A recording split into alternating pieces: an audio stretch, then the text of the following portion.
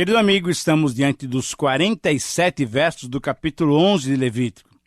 Nesse capítulo, iniciamos a terceira parte do livro, que cobre os capítulos 11 a 15, que tratam sobre as leis da purificação. E especificamente, nesse capítulo, temos as leis que regiam as alimentações dos israelitas, as leis sobre os animais puros e impuros. Para melhor analisar essas leis, vamos dividi-las em 10 partes. Antes, porém, de iniciar detalhadamente o estudo de cada uma delas, temos que fazer alguns esclarecimentos sobre essas orientações. Devemos notar que esse capítulo é paralelo com Deuteronômio 14, onde veremos Moisés orientando a segunda geração que iria entrar na Terra Prometida. Essas leis, que em Deuteronômio aparecem de forma mais concentrada, mais sucinta, nesse capítulo 11, são mais explicitadas. Por quê? Ora, porque é importante reconhecermos que Israel, quando comparado com outras nações, era um povo de número muito pequeno, vivendo numa situação transitória e insólita, pois a vida no deserto, essa vida exigia muitos cuidados. Além disso, temos que lembrar que as condições climáticas do deserto eram duras e ameaçadoras para qualquer povo. Era a presença e a ação de Deus que lhe favorecia a subsistência. E assim temos que reconhecer que essas leis foram dadas com o intuito de preservar o povo de Israel, mantendo-lhe com boa saúde e completamente disponível ao serviço do Senhor. As grandes questões que se levantam sobre esses capítulos, e principalmente sobre esse capítulo, referem-se às razões pelas quais Deus deu essas orientações. Essa legislação vai muito além das questões da saúde. Sendo assim, então devemos apontar por quais razões deu o Senhor essas orientações aos israelitas. Primeiro, é que esses princípios ensinam verdades morais e espirituais muito fundamentais, básicas. Se algum dos animais e aves comiam carne com seu sangue, o que era proibido para o israelita, então, esses animais também eram proibidos como alimentação para os israelitas. A segunda razão é que esses princípios ensinavam a distinção entre os israelitas e os gentios. Havia uma intenção clara por parte de Deus que os israelitas não se assemelhassem com qualquer ritual de sacrifício pagão.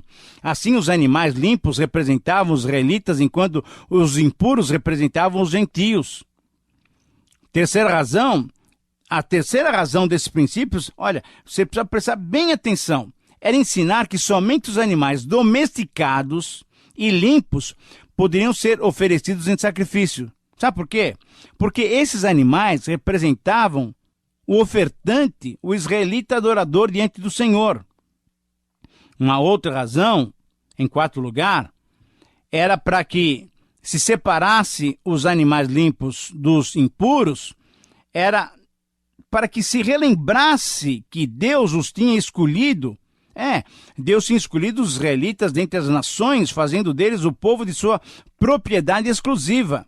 Então, olha só, ao serem proibidos de se deliciarem com certos alimentos, os israelitas tinham que estar convictos de que pertenciam a um povo especial, um povo distinto, um povo escolhido por Deus. E uma quinta e última razão que podemos perceber nesses princípios se relaciona com certeza à questão de saúde, de higiene, questões dietéticas, pois constatava-se que animais proibidos eram esses animais os mais suscetíveis a serem contaminados por vírus e parasitas, e se essa carne fosse manuseada e servisse de alimento, certamente poderia trazer doenças epidêmicas ao povo. Bom, agora é bom, antes de analisarmos ainda as diversas orientações, nós temos que perceber que essas leis, essas determinações, já não têm mais valor para nós nos nossos dias. Veja bem, essas leis perderam seu valor quando a nova aliança foi estabelecida no sangue do Senhor Jesus. Ele era o verdadeiro, ele é o verdadeiro Cordeiro de Deus. Então, ao trazer a salvação, o Evangelho, as boas notícias, Jesus trouxe a mensagem da salvação universal. Então, os gentios também poderiam usufruir da salvação divina. Não tendo, então, mais nenhum sentido essas comparações entre gentios e judeus, pois em Jesus, tudo que era sombra, que mostrava o futuro, tudo se desfez, ou melhor, tudo se concretizou. Ele trouxe luz. Os mandamentos, então, cerimoniais, perderam seu valor. Mas o que sempre tem valor são os princípios morais, éticos e espirituais, pois Deus é e continua sendo um Deus santo. No Novo Testamento, essas leis perderam seu efeito quanto à letra da lei. Porém, em relação aos princípios que motivaram as leis, esses permanecem com valor. Por isso, a obediência a esses princípios trazem como consequência a necessidade do quê? De uma vida de santidade, de consagração das nossas vidas atuais, vidas cristãs ao Senhor. Deve-se notar também que o nosso corpo, sendo o instrumento pelo qual manifestamos as atitudes que se originam em nosso interior, ele deve ser valorizado e cuidado corretamente. A saúde de um cristão fiel deve merecer a sua atenção, pois o nosso corpo é santuário do Espírito Santo. Lembrando ainda que para os israelitas a exigência de serem santos não era algo abstrato, como para alguns de nós hoje, que entendem a necessidade de santidade como algo bonito, mas alguma coisa inatingível. Não. Para os israelitas, ao contrário, a santidade seria demonstrada por uma realidade palpável e observável, que podia ser atingida, que afetava a vida prática, afetava o seu dia a dia. Pelo fato dessas determinações não se basearem em folclore, ou na sabedoria, ou nas observações populares, mas se basearem sim nas palavras de Deus, essas leis, essas regulamentações tinham o mesmo peso e deveriam ser respeitadas tanto quanto as leis sobre os sacrifícios. Vamos então agora analisar essas diversas ordenanças. Em primeiro lugar, nos versículos 1 a 8, temos a descrição dos animais limpos e impuros. Essas palavras que foram ditas diretamente de Deus para Moisés e Arão começam com um tom positivo, pois mostram os animais limpos, aqueles que seriam aceitos. Nos versos 1 a 3, se define que os animais que eram considerados limpos e poderiam servir de alimento deveriam ter essas características. Deveriam ser quadrúpedes, deveriam ter unhas fendidas, o casco dividido em dois, e deveriam ruminar. Esses animais estavam liberados para alimentação e certamente para serem apresentados em sacrifícios. Por outro lado, qualquer outro mamífero que não preenchesse esses requisitos era inaceitável. Nos versos 4 a 6, são listados os animais considerados impuros, destacando-se o camelo, o arganaz, a lebre, nos versículos 4, 5 e 6. Todos esses, embora ruminassem, não tinham a unha fendida, portanto eram impuros. Em relação ao arganaz, é importante nós notarmos que ele aparece em outras traduções como um coelho, provavelmente um coelho selvagem, um tipo de rato ou ratazana silvestre. Agora, em relação a esse coelho e a lebre, deve-se notar, na verdade, eles não eram ruminantes. Alguns que não creem na Bíblia e procuram detalhes para apontar os seus erros, veem nessa afirmação de que eles eram ruminantes um erro bíblico grave. Mas explica-se muito bem essa colocação sobre o coelho e a lebre, ou arganaz, mostrando que, ao se observar visualmente esses animais, de modo prático, e não do modo científico, pela constante movimentação dos seus maxilares na mastigação, veja só, eles ficam como sendo um ruminante, eles eram confundidos como ruminantes. Mas, por outro lado, através de estudos mais recentes, tem-se constatado que esses animais, de fato, não eram próprios para o consumo humano sem a higienização que se faz hoje. Agora, nos versículos 7 a 8, relaciona-se também o porco, cujo parente selvagem era o javali. E embora tenha unha fendida, ele não ruminava. Certamente, uma das razões pelas quais o porco era considerado impuro era a sua capacidade de transformar qualquer tipo de alimento, até aqueles desprezados por outros animais, em sua própria carne, que seria então ingerida pelo ser humano. Sabe-se hoje que o porco é hospedeiro de vários parasitas, dentre os quais a Taenia solium, que, passando ao ser humano, podem provocar crises no cérebro de qualquer pessoa que se alimentar do porco sem a devida limpeza.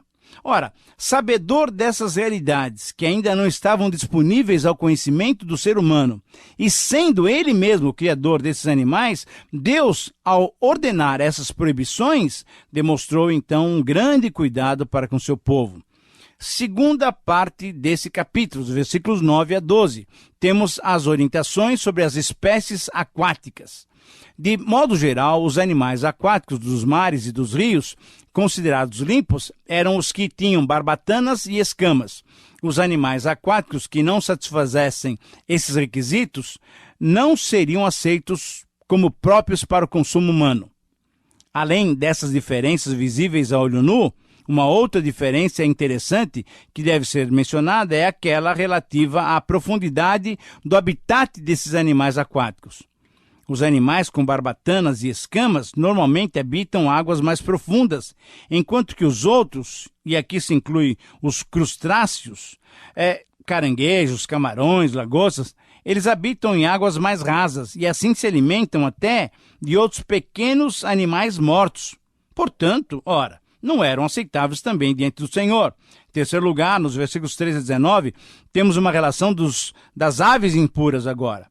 As aves consideradas impuras foram alistadas tanto em forma de espécie como em forma individual.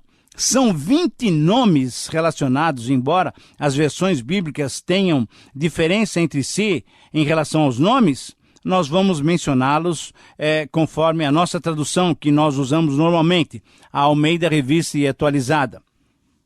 Primeiro, águia, depois, quebrantoso ou urubu, águia marinha, milhano, todas as espécies de falcão, todas as espécies de corvo, avestruz, coruja, gaivota, toda espécie de gavião, o mocho, o corvo marinho, a ibis ou corujão, a gralha, o pelicano, o abutre, a cegonha, todas as espécies de garça, a polpa e o morcego.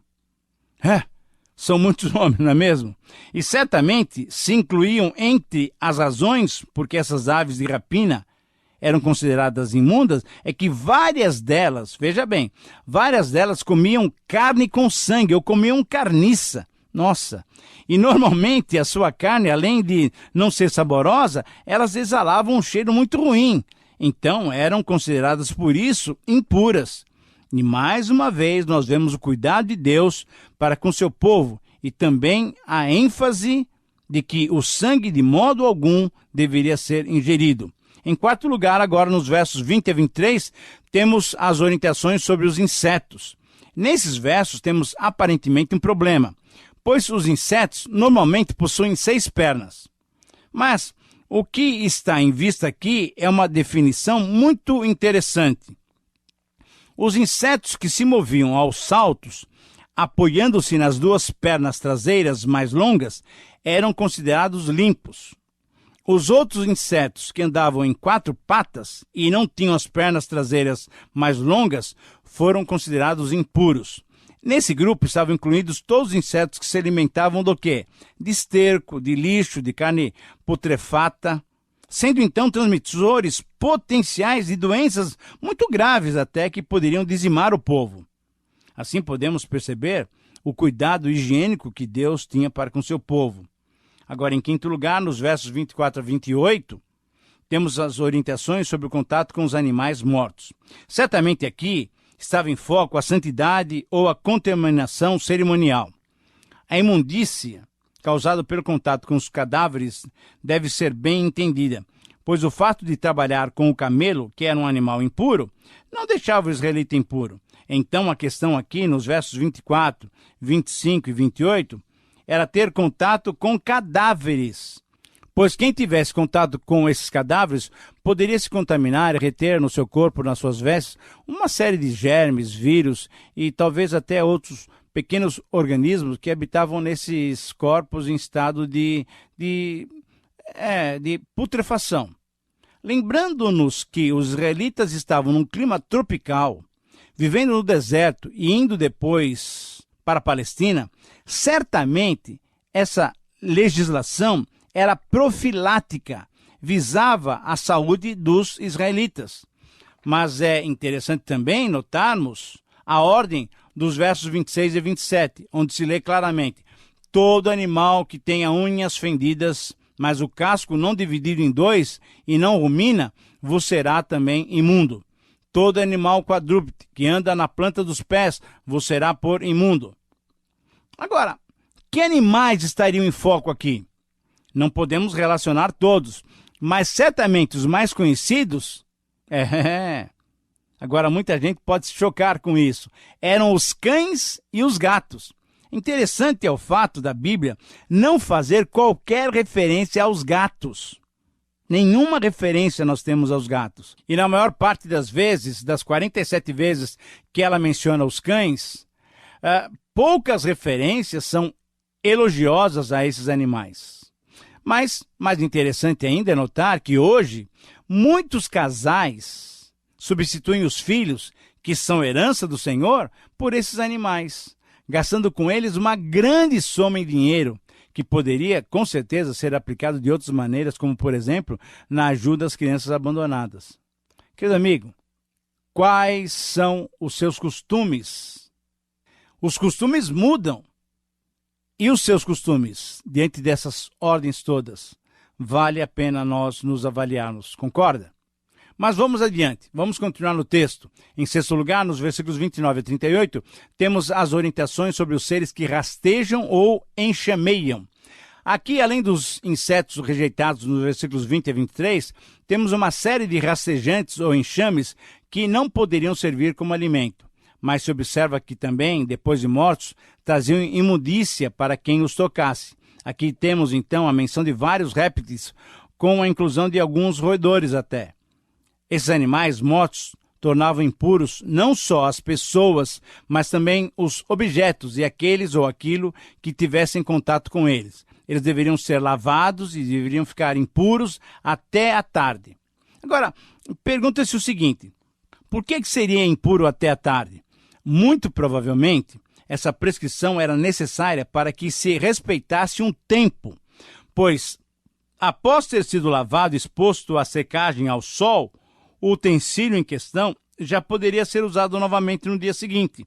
Mas em relação ao israelita que se tornasse impuro, não temos aqui uma legislação preocupada com a saúde, mas sim uma legislação que servia para demonstrar a importância da pureza para se manter o relacionamento com Deus. Deus é santo e exige que aquele que o adore também seja santo.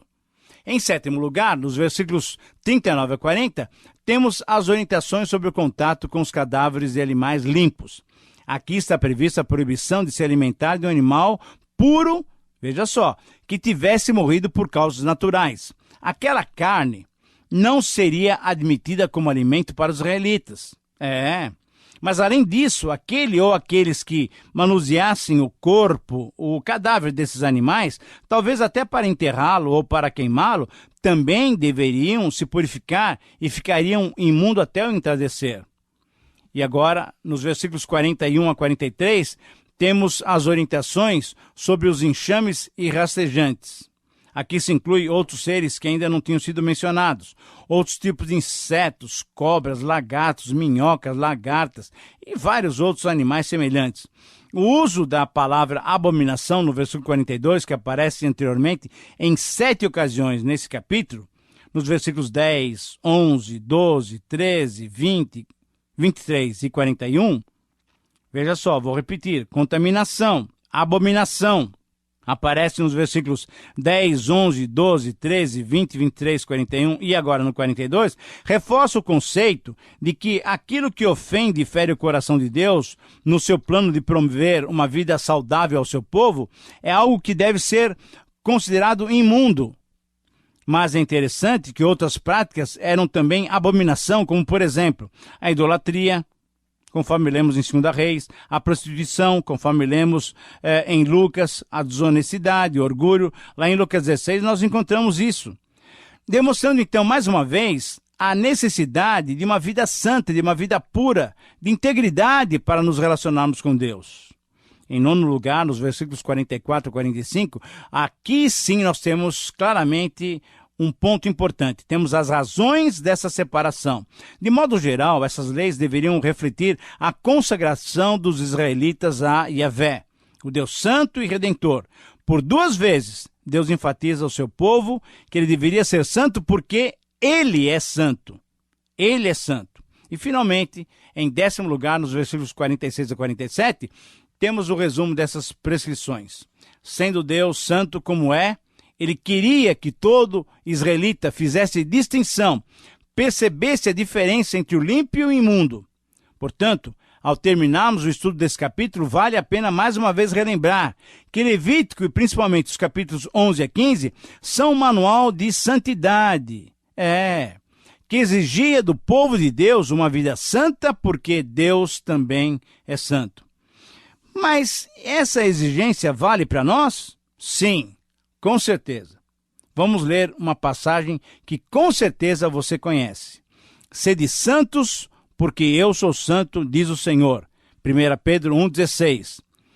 Outra passagem. Apresenteis os vossos corpos como sacrifício vivo, santo e agradável a Deus, que é o vosso culto racional. Romanos 12:1. E ainda uma outra passagem.